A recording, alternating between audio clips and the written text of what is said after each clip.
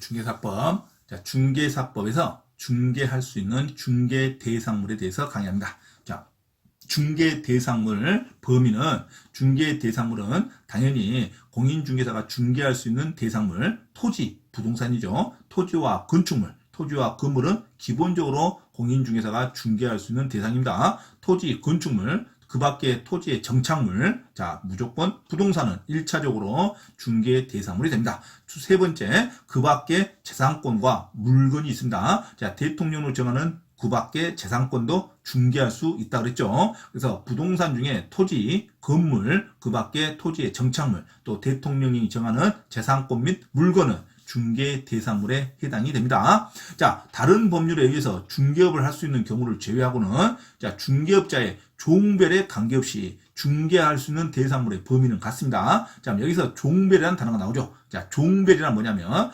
중개업자, 개업 공인중개사의 종별은 세 가지가 있습니다. 자, 등록관청에서 합법적으로 등록을 받아서 자, 중개를 할 수 있는 개업 공인중개사의 종별은 세 가지가 있습니다. 첫째는 자, 개업 공인중개사가 있습니다. 개업 공인중개사는 개인이 등록 신청을 해서 자, 사무실을 운영하는 것을 말하죠. 개업 공인중개사. 자, 두 번째는 개업 공인중개사인 법인이 있습니다. 자, 중개법인이라고 그러죠. 그래서 개업 공인중개사인 법인, 그다음에 개업 공인중개사 두 종류, 그다음에 나머지 한 종류는 자, 공인중개사 시험은 합격하지 못했지만 자, 공인중개사 시험 제도는 아니지만 중개업의 역량이 풍부해서 공인중개사 개업을 할 수 있도록 특별히 등록증을 주는 경우가 있습니다. 이것을 부칙 6조에 의한 중개인이라 그럽니다.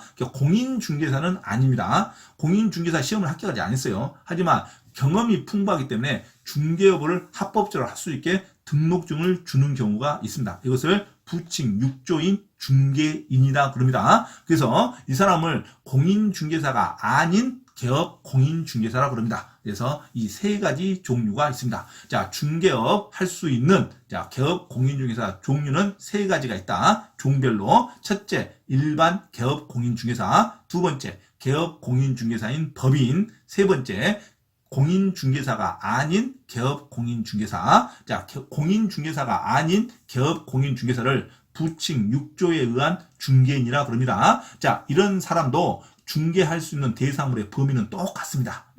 자, 누구나 똑같다 이거죠. 그래서 중개업자의 종별에 관계없이 중개 대상물의 범위는 같다. 그래서 개업 공인중개사의 종류는 몇 종류다? 세 종류다. 첫 번째, 일반적 개업 공인중개사. 두 번째, 개업 공인중개사인 법인. 세 번째, 공인중개사가 아닌 개업 공인중개사, 부칙 6조에 의한 중개인 아저씨, 할아버지들, 자, 이런 사람들을 자, 공인중개사의 종별이라 그럽니다. 개업 공인중개사의 종별 세 종류가 있다. 이 종별에 관계없이 모든 종류도 중개할 수 있는 대상물의 범위는 똑같습니다. 자, 그러면 중개 대상물의 범위에 해당하는 것이 뭐냐죠? 중개 대상물의 범위에 해당하는 것. 자, 무허가든 또는 미등기든 건물은 무조건 중개할 수 있습니다. 그러니까 무허가든 미등기 건물이든 무조건 중개할 수 있다. 허가를 받지 않았던 또는 등기를 하지 않았어도 중개할 수 있는 겁니다. 자, 무허가 건물, 미등기 건물 중개할 수 있습니다. 자, 두 번째, 유치권이 행사됐다 하더라도 유치권이 행사되고 있는 건물도 중개할 수 있습니다. 자, 유치권도 그 밖에 권리이기 때문에 유치권에 대한 권리도 중개할 수 있어요. 유치권도 중개할 수 있고 유치권이 행사되고 있는 건물도 중개할 수 있습니다. 그 다음에 법정지상권이 성립된 토지 당연히 중개가 가능하죠. 자, 법정지상권도 중개가 가능합니다. 그 밖에 권리죠. 물권적으로 물권 법정주의로 물권으로 인정된 권리는 중개할 수 있습니다. 그래서 법정지상권도 중개할 수 있고 법정지상권이 성립된 토지도 중개할 수 있습니다. 가압류된 토지도 중개할 수 있다. 토지거래 허가구역 내인 토지도 당연히 중개하죠. 토지거래 허가를 받으면 되죠. 그래서 토지거래 허가구역에 있는 토지도 중개가 가능합니다. 한필지 토지의 일부도 중개가 가능하죠. 당연히 한필지 토지 일부를 받아서 자, 분할 등기에서 이전 등기 하든지 말든지 그것은 당사자의 선택이죠. 공인중개사로서는 개업 공인중개사 입장에서는 자, 한필지 토지의 일부도 지분으로 해서 중개가 가능합니다. 한 필지 토지의 일부도 중개가 가능하다. 자, 신축 중인 건물로서 기둥과 지붕 그리고 주벽이 이미 이루어졌대요. 건물로서 형체가 있다는 말이죠. 기둥과 지붕 그리고 주벽이 이루어진 미등기 상태인 건물도 중개가 가능합니다. 신축 중이라는 것은 완벽히 준공검사가 나오지 않았어도 형체가 이미 건물로서 형체가 완공이 되면 이것은 중개 대상물로 될 수가 있답니다. 그래서 기둥과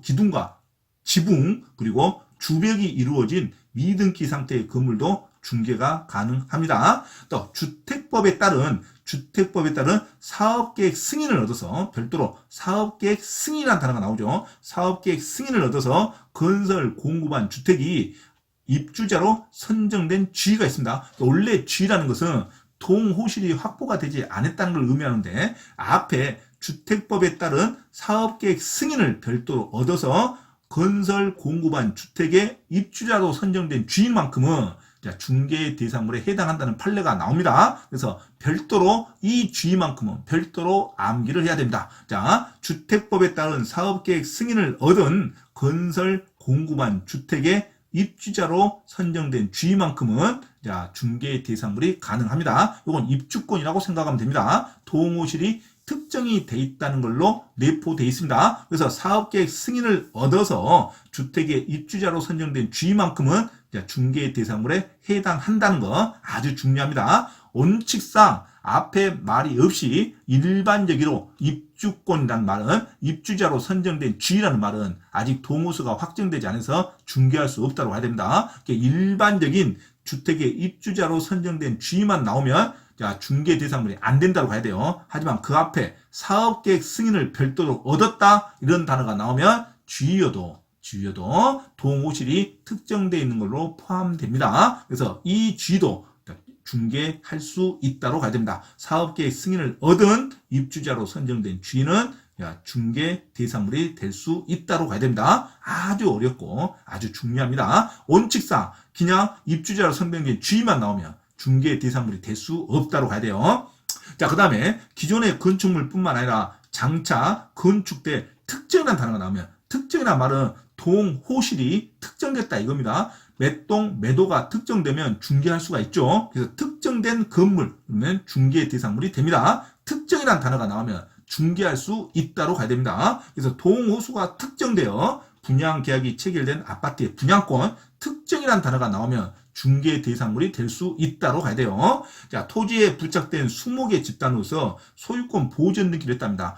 수목은 원래 중개 대상물 되지 않습니다. 하지만 보전 등기가 되면 이게 물권 성진 이제 소유권의 대상이 되죠. 임목 등기가 됐답니다. 수목도 임목 등기가 되면 중개 대상물이 될 수 있다. 자, 그리고 똑같은 말이죠. 소유권 보전 등기를 했다는 말이나 임목에 관한 법률에 따라 등기된 임목 중개 대상물이 됩니다. 자, 임목에 관한 법률의 적용을 받지 않으나 명인 방법을 가졌답니다. 그러니까 등기를 댄 수목이라든가 또는 자기들끼리 관습법적으로 표시를 해놓은 수목, 명인 방법은 특정한 표시를 말하죠. 특정한 표시가 되어 있는 수목도 소유권의 객체가 되니까 명인 방법을 갖춘 수목의 집단도 특정이 됐으니까 중개가 가능합니다. 그래서 수목은 등기가 됐다든가 또는 명인 방법을 갖추면 중개 대상물이 될 수 있다고 봐야 됩니다. 그 다음에 공장, 광업재단 저당법에 따른 광업재단도 이 공장 또는 광산에 있는 모든 영역의 물품을 전부 등기로 기록된 것을 광업재단, 공장재단이라고 합니다. 공장재단과 광업재단도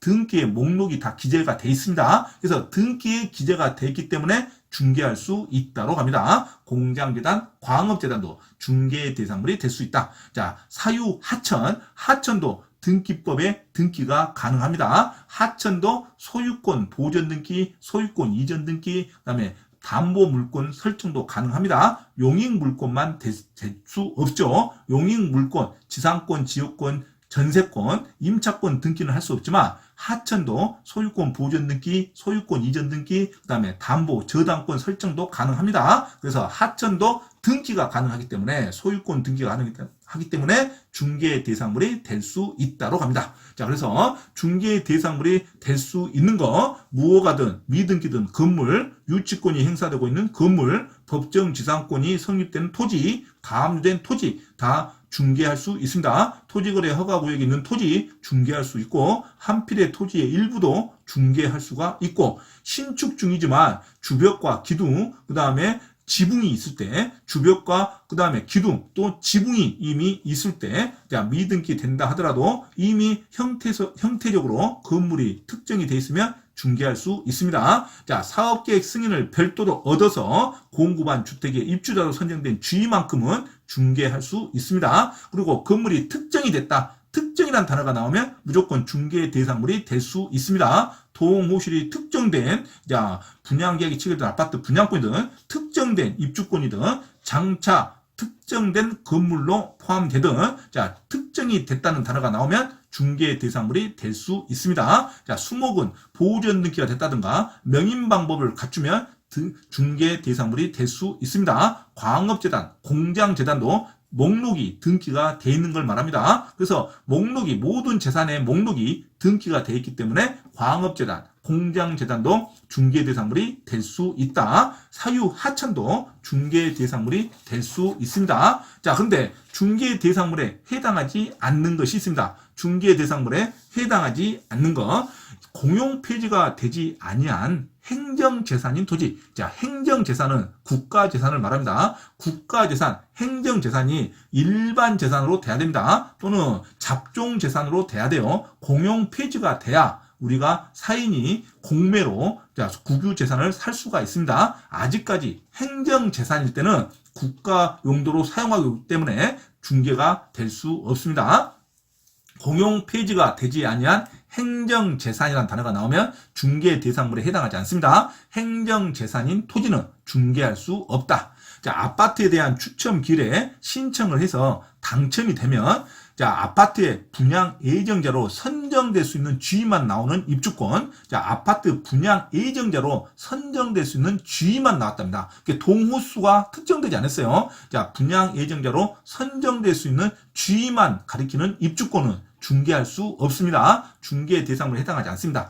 주의만 나오면 원칙적으로 중개 대상물에 해당하지 않습니다. 특정이 돼야 됩니다. 특정이 돼야 중개 대상물에 해당되지. 분양 예정자로 선정될 수 있는 주의만 나타나는 입주권은 중개 대상물이 될 수가 없다. 자, 주택이 철거될 경우에 일정한 요건 하에 택지 개발 지구 내 이주자 택지를 공급받을 수 있는 주의인 대토권, 토지를 대신 받을 수 있는 대토권인데 주의만 있습니다. 토지에 대한 지번이 특정되어 있지 않아요. 그래서 이주자 택지를 공급받을 수 있는 주의만 있는 대토권도 주의만 나왔으니까 원칙은 중개할 수 없습니다. 입주권, 대토권이 중요한 게 아니라 그 앞에 주의라는 단어가 나오면 원칙적으로 중개 대상물이 아니다. 특정이 나와야 입주권이든 대토권이든 중개가 가능합니다. 그래서 입주권, 대토권 앞에 단순히 예정자로 선정된 주의라든가 공급받을 수 있는 주의만 나오면 중개할 수 없다로 가야 됩니다. 입주권과 대토권은 특정이 돼야 중개가 가능합니다. 주의만 나와서는 입주권과 대토권은 중개할 수 없다로 가야 됩니다. 자, 콘크리트 집안 위에 쉽게 분리, 철거가 가능한 볼트죠. 볼트 조립 방식으로 철제 파이프 기둥을 세우고 지붕을 덮은 다음 3면을 천막으로 설치했답니다. 이게 세차장 구조물이죠. 세차장 구조물이라는 단어가 나오고 또 볼트 조립 방식으로 건축했다 말이 나오면 이거는 건물로 보지 않습니다. 그래서 세차장 구조물, 볼트 조립 방식으로 천막을 설치한 세차장 구조물은 건물로 보지 않기 때문에 중개 대상물이 되지 않습니다. 대부분 판례죠. 볼트 조립 방식으로 천막을 설치한 세차장 구조물은 건물로 보지 않기 때문에 중개 대상물이 되지 않습니다. 그 다음에 선박은 20톤 이상이든 몇 톤 이상이든 선박과 항공기는 우리가 중개 대상물이 되지 않습니다. 20톤 이상이든 1톤이든 선박과 항공기는 우리 중개 대상물이 되지 않습니다. 그래서 20톤 이상인 선박이든 3톤 이상의 선박이든 20톤 이상인 선박은 별도로 선박법에서 등기가 가능하지만 아무리 등기가 가능하더라도 우리는 중개 대상물이 안 됩니다.